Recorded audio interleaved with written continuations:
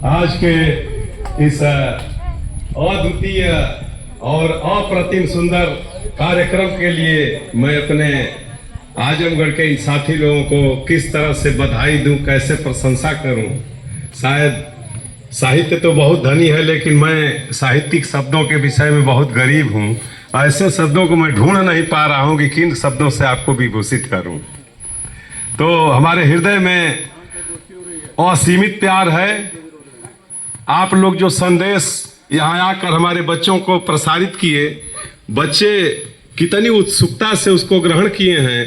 और निश्चित रूप से ये वो अवस्था है कि इस अवस्था में जो कुछ भी दिमाग के स्लेट पर लिख दिया जाता है वो अमिट होता है।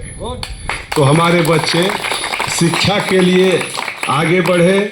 और आज जो समाज में सबसे बड़ा अभिशाप जहर बनकर चारों तरफ फैल रहा है, बहुत सारी जानें ले रहा है, जिसे दहेज कहा जाता है, उस दहेज को भी रोकने के लिए हमारे बच्चे जो कदम उठाए हैं और जो इनके दिल दिमाग में आपने बीज डाला है, निश्चित जिस दिन ये 18 साल और 21 साल के होंगे वो बीज फल देगा। ये हमें आशा ही नहीं, पूर्ण विश्वास है। क्योंकि हम लोग उस स्थान पर खड़े हैं जहाँ की जिस आशा पर दुनिया जीती है, बगल में हम लोगों के उसी आशा पूर्णा देवी का मंदिर है। और आशा पूर्णा देवी नाम से ही विदित है कि सारी आशाओं को पूर्ण करती हैं। तो हम लोगों के इस आज की अभिलाषा को भी माँ आशा पूर्णा देवी निश्चित रूप से पूर्ण करेंगी, इसमें कोई शक नहीं है। और एक चीज और मैं कहना चाहूँगा, इस विद्यालय परिवार के लिए कितनी बधाइयाँ दी जाए। इस विद्यालय परिवार के को हम लोग कितने भाग्यशाली हैं कि आज सरकारी स्कूल बंद हो रहे हैं।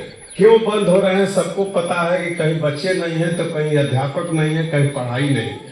और इस विषम परिस्थिति में ये भी एक सरकारी विद्यालय है जो आज एक नमूना बनकर खड़ा है।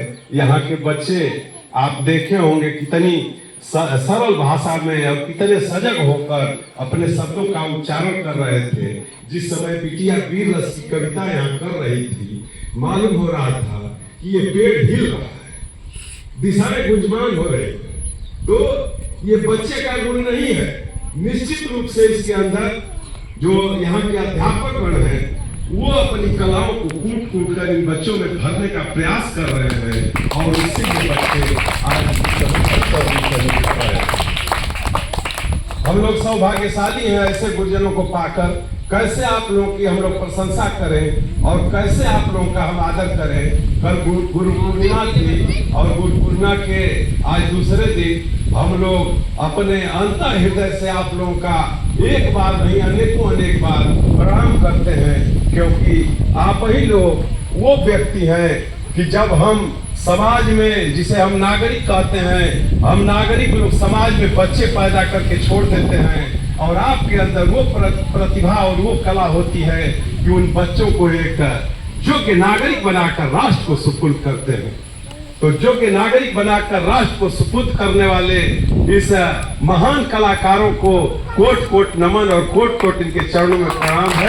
आप लोग वास्तव में जो कहा गया है कि गुरु गोविंद दो खड़े काके लागो पार, तो बलिहारी गुरु आपने गोविंद दियो बता।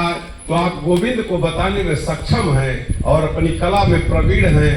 निश्चित रूप से हमारे बच्चे आपका सानिध्य पाकर आने वाले दिनों में एक आदर्श स्थापित करेंगे। इससे अधिक मैं नहीं कुछ कह पाऊंगा। धन्यवाद।